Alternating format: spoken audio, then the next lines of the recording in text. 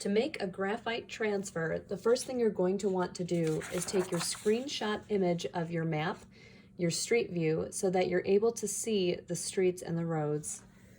And then the next thing you're going to do is flip your paper over, and on the back side, you're going to be covering the entire back of your paper with graphite or pencil lead.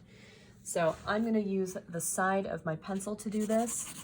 I'm going to go back and forth and cover the whole paper with graphite.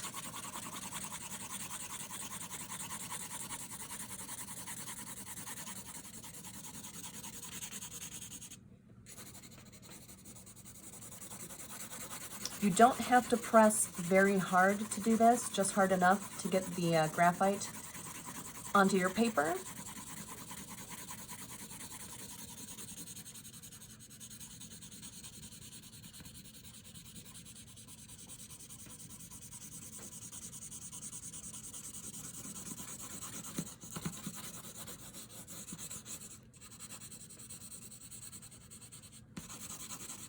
I just want to make sure that as many of these white spaces in between are filled in.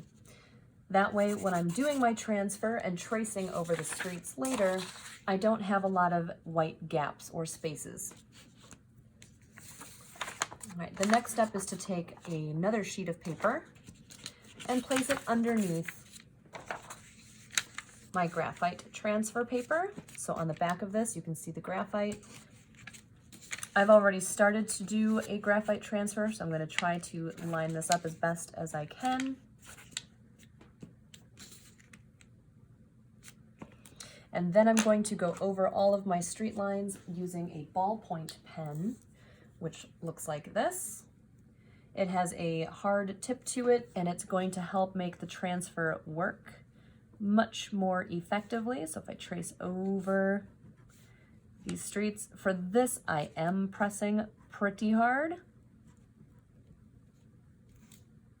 going to go over every street that I can see. Some of these streets are thicker than other streets, so you might have to make your lines a little thicker. And if I press hard enough without ripping the paper, so be careful not to rip your paper, when I pull this back, you will notice that the graphite is now sticking to the paper underneath. So this is called a graphite transfer. The graphite is actually transferring off of the back of this paper and onto the paper below. So that is how you can do a graphite transfer to make one image appear on another sheet of paper without having to hold it up to a window to trace or having to put it on a light box.